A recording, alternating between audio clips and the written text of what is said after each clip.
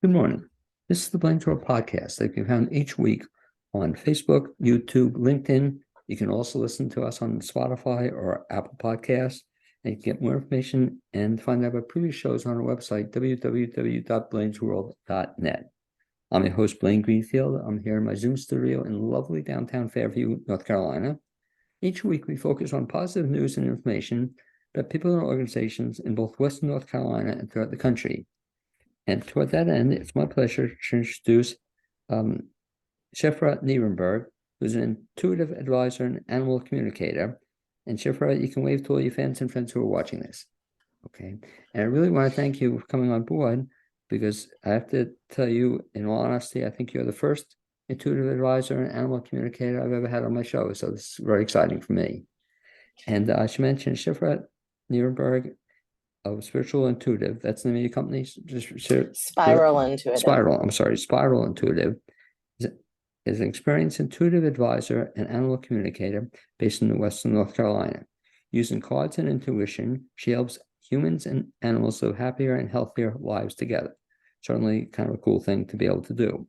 She also works at local cat rescue actively matching felines with their forever families. And the question I always ask when I meet somebody for the first time on the air is, as a child, you grew up where? I grew up in Baltimore and Maryland, and then a little outside Philadelphia, Pennsylvania, and then a little bit in Southwest Florida. Where outside Philadelphia? In Wilmington, Delaware. Okay. And did you know growing up in all these different locations that you always wanted to be an animal communicator? Well, I didn't know as a kid that that was a thing. I did know that I have had a love for animals and for the metaphysical realm for my entire life. Like, I was born knowing that there's more than just what we touch and can see. Well, as a child growing up, did you have pets? We had a dog when I was little, and then in my teens, we had a couple of cats. Okay. And so since then, now you primarily work with cats, or you work with all different kinds of animals? I work with all different types of animals. I'm especially fond of cats as somebody who has lived with them and loved them my whole life. Well, not my whole life in terms of living with them, but I found a Halloween picture recently of me, like, I don't know, 4 or 5 years old, dressed as a black cat. So it's just always been there. So talk to me a little bit about then how somebody becomes an animal intuitive. In other words, I guess you found you had a gift for this. Yes. I was doing, I was introduced to tarot cards when I was a teenager and got really into reading them as a tool for connecting with intuition. And so I was doing readings for friends, like most of us do when we first start out. And I had a really wonderful friend at the time who was like, you know, you're really good at this and people will pay for it. So why aren't you doing it to help others? And I was like, okay. By the way, uh, is your friend still around? she is. Okay, let's give a shout out to her. Can we mention her? Sarah Herman, my bestie. Okay, so Sarah, you other people hear about you as well. So you were the one who got you into this whole thing. And how did you get into it? In other words, you just learned it, or she taught you, or you took a course in that? How does that work? Yeah, so I had several different people that I have worked with over the years. Some of them are still around, some of them aren't. But I am primarily self-taught in terms of connecting with my intuition and then using that to expand into being able to communicate with animals. I guess the first time I met another animal communicator was in my 20s. So a couple of decades ago, and I just loved it so much, especially because I already had my own cat at that time and was actively working through some behavioral issues with her. So then I was able to practice through her connection. But she was also like, she was my cat. She was my familiar, as a lot of people might know that term. Well, I don't, She and I well, were very you just close. mentioned, so what is that term? I'm not familiar with it. Yeah, so in especially witchy traditions, a familiar is an animal who is very bonded with the human and helps them do energetic, spiritual, and emotional work as well. So they are soul cats, I've also heard as, or soul babies. But she was my whole life for a while, especially toward the end when she was sick. Well, I like that. So you call them, instead of cats, you call them familiars? Is that what you? No, some, but a familiar is a very specific term to a very specific bond and relationship between a human and an animal where there is a spiritual, energetic connection. And so for me, like I have some cats now who I absolutely love and have, building continual connections with them. But I wouldn't say that they're my familiar. They're not in my heart before I even met them, if that makes sense. But I mean, you ask any pagan or witch, and they're probably going to have a different definition of familiar.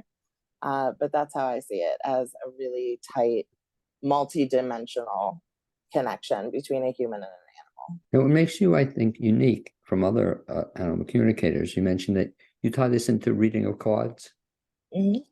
Yeah. And how do you do that? What's the tie-in? Yeah, so I use tarot cards both for humans and for animals. And when it comes to my animal communication work, if I'm not physically with the animal or don't already know them and have already connected with them, then I find the cards are a really lovely way for me to drop into that connection more easily. Why is that so? And because the cards tell my intuition where to go, to be honest. Like I can get to the same place, but it's going to take me a little bit longer if I'm just connecting um, out here rather than with cards that I can look at and touch. Now, you mentioned something interesting too, in terms of communicating with pets or all different kinds of animals. So you do this, and it can be done in person, but it doesn't have to be done in person. That's correct. A lot of my sessions are on Zoom and or phone. Now, if it's on phone, especially, or even Zoom, does the cat have to be in front of you or just nearby? No, no, thankfully they don't have to be. I do, if it's a completely unfamiliar animal to me, meeting them for the first time, especially over the phone or even on Zoom, I do like to ask for a photo beforehand or at the very beginning. Again, it's that for me, it is connecting my intuition into something more tangible. So that if the animal wants to take a distraction or go on a really long tangent and we don't have time for that or it's not appropriate, then I can, either recenter back on the cards or on their picture. Now, do you have a preference in terms of communicating with a pet to do it phone, Zoom, in person, email? Do you have a preference as to how to do I it? don't. I don't. I have been doing this long enough that I can do it anywhere in, various circumstances. And I mean, of course, it's super fun to do it when the animal is present because then I get to love on them. And I can also be like, oh, this dog really loves that ear scratch, but you're always scratching the other ear. So let me show you the difference. Like the hands on aspect of that is really fun. But in terms of the fundamental work that I do, since it is not tangible, it doesn't matter whether they're physically in the same space with me or not, Talk about or the even animal. virtual space. Talk about the animals themselves. Do they have a preference as to how to communicate with you? No, because as far as they're concerned, it's pretty much the same. Yeah. But again, since I am really good at knowing the best spots to pet them, they do like when we can meet in person because I can get like right here, or a lot of them will like it right Yeah, here. that's our And cat. so, Just loves it. Right. That one yeah. spot. We talked about cats. You mentioned dogs. What kinds of animals have you done this communication with? Anything other than Um, cats and dogs? yeah, I did it with, let's see, I've read for a snake once. I forget which kind, but not like a venomous one. And that was probably one of the hardest because they're very, I think they're even more stubborn than cats, to be honest. But again, I don't have a lot of experience communicating with snakes. So I have great respect for them, though.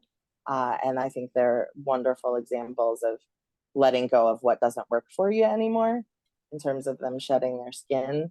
I talked with, it wasn't an iguana, but it was kind of like a smaller lizard type animal companion. Um, and I vaguely recall that I talked with a bird once, like um, an animal companion bird, um, not So, the birds that are just singing outside right now. so in terms Though of maybe. pets, both cats and dogs, um, any in particular specifically good for you to communicate with or easier to communicate with than other kinds? Well, I think in a lot of ways it's very similar to humans. I guess, yeah. When an animal is deeply traumatized, they're not as readily able to communicate in terms of being able to explain things to me. In a lot of the ways, I kind of work as an interpreter or translator between humans and their animals, and especially with rescued animals where the humans don't know the backstory. Sometimes the animals are open to sharing that, and sometimes they just kind of shut down from it. And so then we have to work a little bit more on upping their feeling of safety in order to get more clear information. So when people contact you, talk about the kinds of things that people contact you for. In other words, for a lot of people, probably this show is the first time they've ever even seen in front of them a animal communicator. Who should be speaking to you and for what kinds of purposes?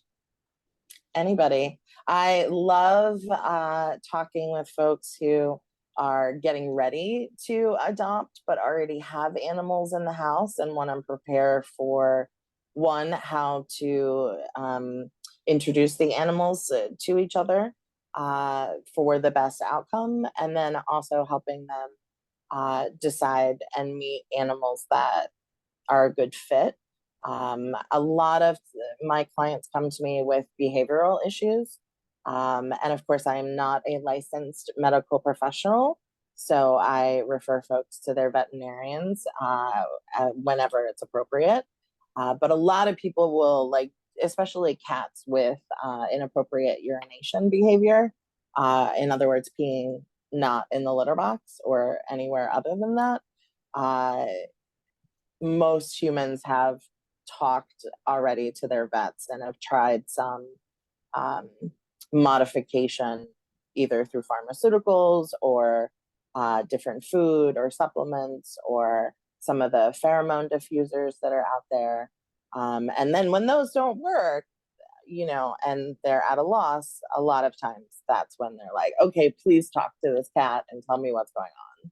I thought And you were telling me something different. I thought you were telling me about their problems, the humans improper urination or stuff like that. But it's yeah. cats they're working with. Well, talk about that. In that we had friends who just heard about this, and you may have come across this as well, that they were told they were calling their cat the wrong name. Have you ever heard of that? That Mhm. they, I guess, adopted a cat and then gave it a different name. They said it was an inappropriate name for the cat, or the cat actually told the animal communicator that it was the wrong name. Does that come up? It does. It does. And most of the time they're okay with it. And I mean, I don't know about you with your cat, but mine have gazillion nicknames. Yeah. And uh and then of course my old girl who I had for more than 19 years, we were together, like she responded to everything or nothing because she was a stubborn cat most of the time. So Well, let me ask you, I'll put you on the spot here or pick your brain here. So we have it in our household right now. Um, I call The cat's original name, or the name we gave the cat, was Kismet, but my wife calls it Kizzy. Is that a problem to have a cat have more than one name? Not at all. I said in terms of endearment, or people have it Yeah. too. How does the Yeah. cat? And like like all of us have nicknames that we were given, whether it was as kids or in school or throughout our life. We have nicknames, and some we like a lot more than others, and some only certain people can use for our comfort. And so it's kind of like that with animals, is they have their name that is who they feel they are. And sometimes they share that with me, and sometimes they're just like, yeah, whatever they want to call me is fine. Um, Will cats but when I'm sometimes? actively helping folks adopt new animals, Right. that is one of the things that I check in on, of if there's a name preference. Will cats or dogs sometimes tell you or communicate to you that they don't like their name? Yes. Yeah. How do they communicate that to you? I had one who was like, I just don't like that name. I don't care what it is, just not that one. And so their human was able to choose a new name. And then I also met this older cat who was very obstinate in they could only be called a certain name. And of course, I forget what it is now, but they were not at all okay with any of the other options that the human wanted to call them. And they were like, no, this is my name. This is what you call me. So They when all have people their own personalities. so when people call you, why do you tell some of the reasons that people should call an animal communicator? I love it when folks reach out before a move or before a big change, so that we have time to prepare the animal or animals for this big change in their household, especially whether there is that applies to if there's a baby on the way, or an adoption of another human is coming up, or there is any sort of change in the household that's expected. Kind of that forethought of uh, including the animal in some of those plans. And especially with some traumatized animals, when a move is coming up, they can get really affected by even just little changes, let alone the big changes of boxes suddenly everywhere they can't get into or whatever. And so letting them know like where they're going to go and what the time frame is and how they're going to get there, and all of those details is really helpful. And But so, of course, there are a lot of things too that people don't know are coming up, and so then some of it is last minute well, um, my wife always tells information me, too. in particular with cats, that it's a mantra. She keeps saying they don't like change. Or is that true about cats more so than even dogs? Yeah, so well, I've found that with dogs and with cats that they like schedules, some of them. Some animals though are like, yeah, whatever. They're really laid back. Whereas By the way, other ones are like, I need my food right now. This is the time. And so those are the ones especially that you want to work on whenever there's going to be a schedule change in advance, or an animal sitter's coming in because you're traveling. Um, it really, anytime that I can help an animal and or a human um, be better adjusted to life and to change, and be proactive in that. I consider that a job well done. by the way, listening to you, I'm seeing another great career for you in your spare time. You do these great impressions of animals. I love it. Whatever, it's like you've been having experience, I guess, doing this, but you speak to them Yeah, enough. But it's yeah. so cool. I like how you do that. So when you Thanks. are preparing a cat then for a move or some other, like you call it, traumatic event, or I guess for a cat it's tough when babies come into the household then, or whatnot. Yeah. Some pets, I guess, no matter what you do, you can't get them to adjust to it, or you can get them eventually to adjust to anything. Yeah, I mean, again, when it comes to animals, they are individuals, and like humans, some of them are more acceptable and go with the flow when it comes to change, and others are, gonna fall on the floor and have a tantrum and not move for a few days. Like, so I don't have any judgment one way or the other about that. It's more, animals are different and they get to be different. So that's where I come in helping make sure that, for example, a move or a new baby, all the animals in the household are getting heard and able to communicate their needs. And then we find a compromise that works for everybody in the household, or at least as close to a compromise as possible. By the way, you're giving some really good advice here, I think, in terms of people's expectations of the animals. And I guess, unfortunately, some people have, I guess, unrealistic expectations of their animals. Is that true? Yeah, I think so. And I think some parents of human children have unrealistic expectations there too. So maybe it's part of the human condition. I'm not sure Well, for sure. I think in terms of But relationships also too, some people, I guess, have, yes. have unrealistic expectations of Yeah, whenever our emotions are involved, there's some leeway, I think, in responses and responsiveness to it as well. There's something else I found interesting. You were telling me off the air about when you're talking about animals. You're not a big fan of calling, I guess, pets and owners. Uh, Explain why. Thank you for asking. And that I didn't want to correct you earlier. Right, So I'm thank trying. you That's what for I've been saying that. trying to be Yeah, aware of it, but help me I on this. Go appreciate ahead. that. Yeah. So one of the things first is we don't own them. I mean, animals are Good point. individuals and we don't own individual people. So we don't own individual animals in my worldview.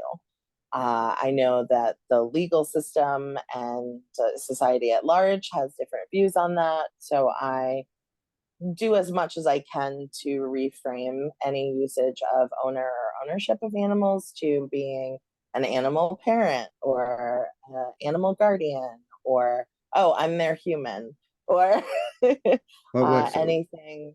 I call my wife the pet mother or the pet I don't know. I Again, I tend to just not use pet as Oh, a pet noun. animal. What the Yeah, animal? so it'll be a cat parent or a dog Yeah, guardian or the cat mother. yeah. Right. Yeah. And so that is fine because you're saying, oh, that's a cat. Interesting. No, thank you for sharing And that. absolutely. And when it comes to also the word pet, is petting is a verb, and to pet, is a verb. So when I'm petting my cat, it just feels weird to be like, oh, I'm petting my pet. Like, English isn't confusing enough as a language. So, but also because pet is defined as animal owner, as an animal that is owned. And Inter so I just take both of those, pet and owner, out of my language at least. okay, thank you, because I'll try to think about that because it makes sense when you think about it. That, or I think you also mentioned the term like guardian or Mm-hmm. parent or the but we're here to care for them, I guess, as opposed to own them or just be a piece of property or something like that Right. as well. In terms of your business, I have to ask you another term I've seen you use called the House of. Well, I should ask you, what is the House of Black Magic? It is the House of Black Cat Magic, and it is the first of its kind new business that opened in West Asheville on Haywood Road. And I say it's the first of its kind because unlike a lot of existing cat cafes, where they've got the cats in an area and then food and drink, the House of Black Cat Magic is part cat lounge and part metaphysical supply shop. And so for, any of the witch or pagan or spiritual community There are tarot cards and oracle cards and books for sale and candles and herbs and all of those things, as well as a lot of accessories that are cat oriented. And it is part of or an extension of the work that Binks's Home for Black Cats has been doing the last 3 years.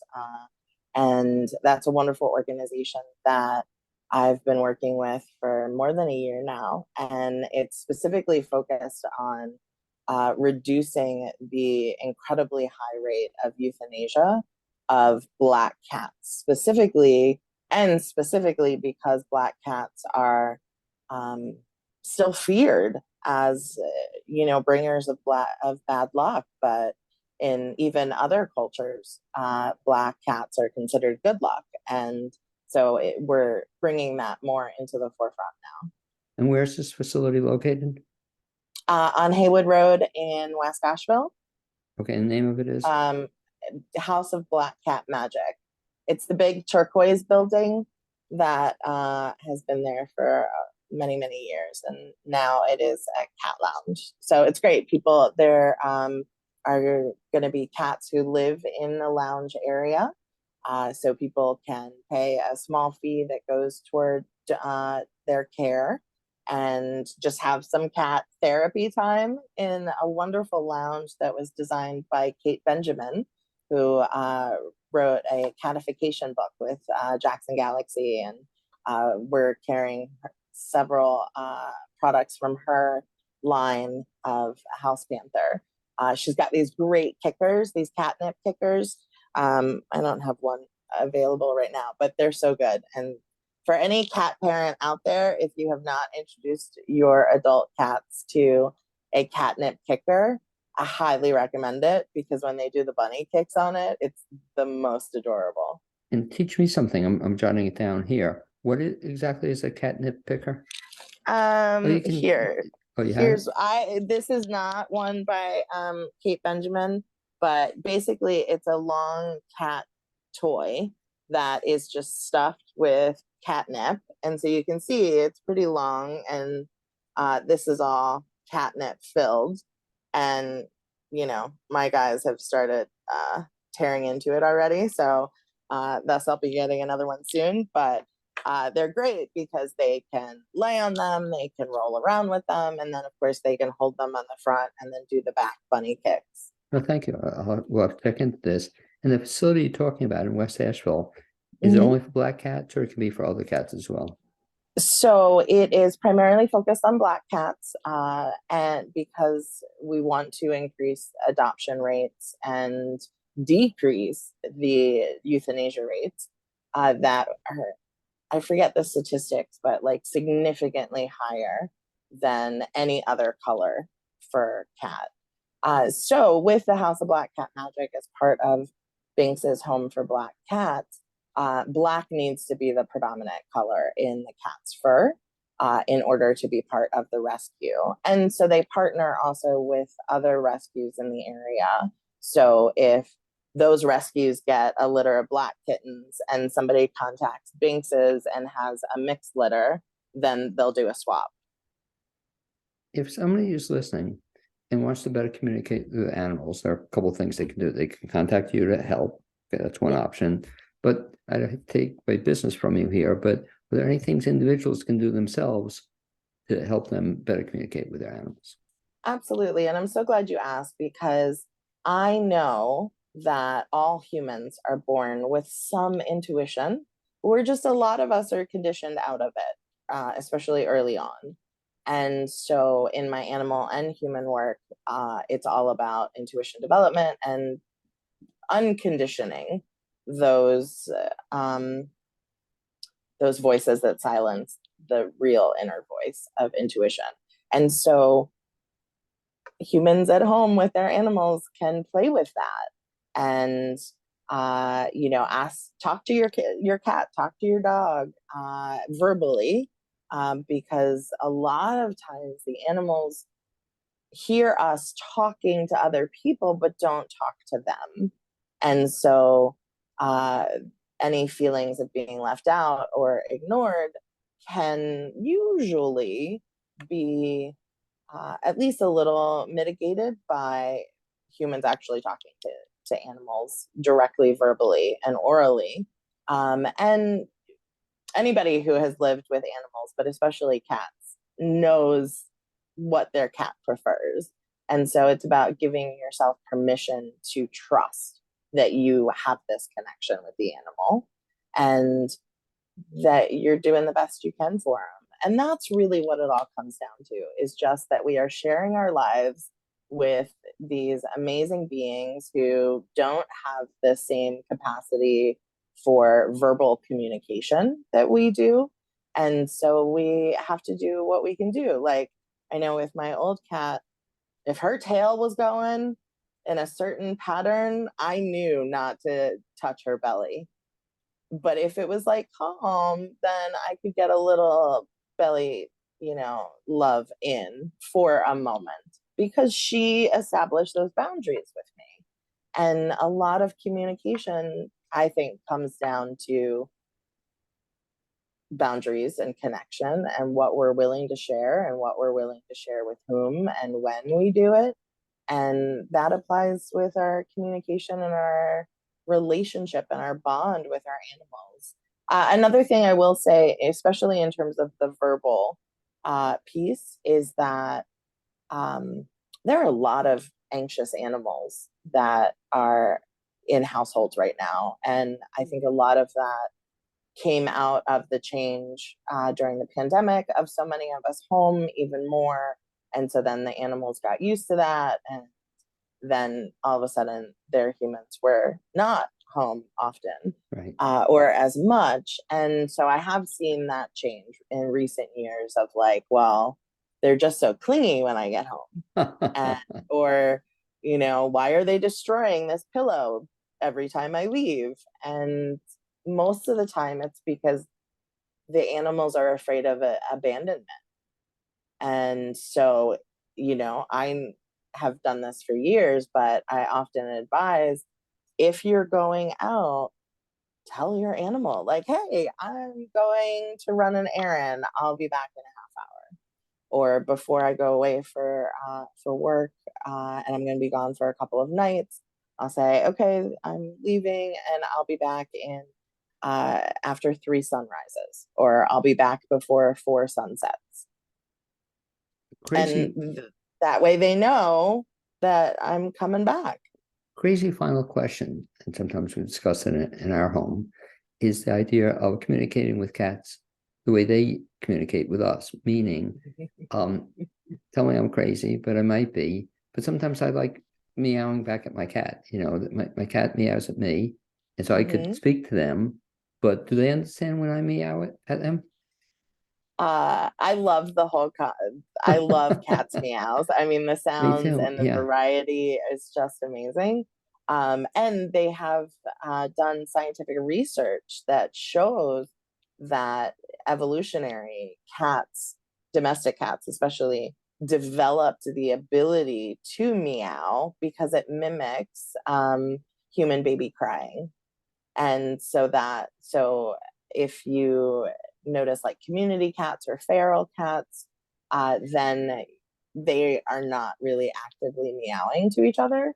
They're using body language and other sounds um, and all those things.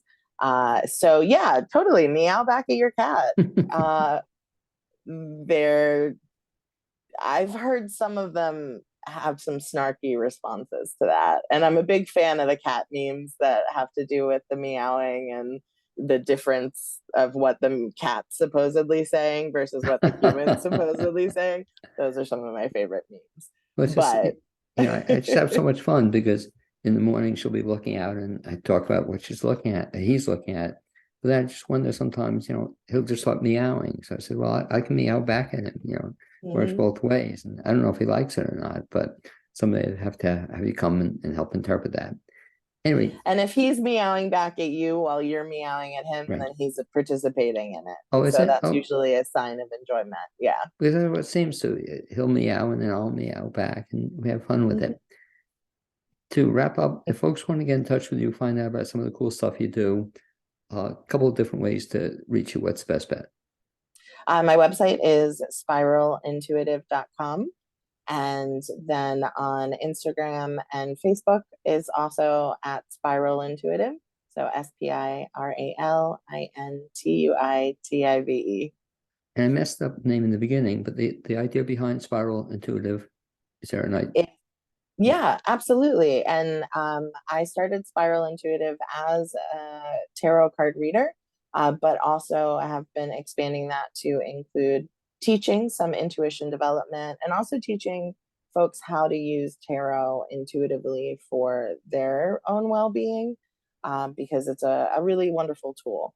But the really underlying mission for me and for Spiral Intuitive moving forward is, and always is, expanding intuition into the mainstream and letting everybody be more, well, or as many people as possible, start connecting with their own intuition and learning the difference in their bodies between the old judgments and the actual inner wisdom that's coming through.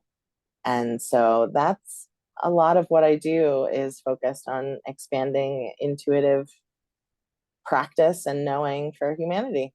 And if people want to find out more about that, again, the best bet is just go to the website or social media. Spiralintuitive.com or Facebook and Instagram. Spiral Intuitive is my handle. And I have a TikTok, but I haven't done much there. But there is a really cute video there of one of my cats doing weird sleeping faces. So, well, I'd like to thank you, Shifra Nerenberg, for being my guest on this Blaine's World podcast. I'd also like to thank my producer, Cappy Tassetti. Hopefully, at some point in time, we'll even get to meet you in person. I look forward to it. Thank you so much for having me on, Blaine, and for spreading the word, and continue meowing to your cat, because that's always fun. Well, thank you for giving me information. Shifra, be well. Absolutely.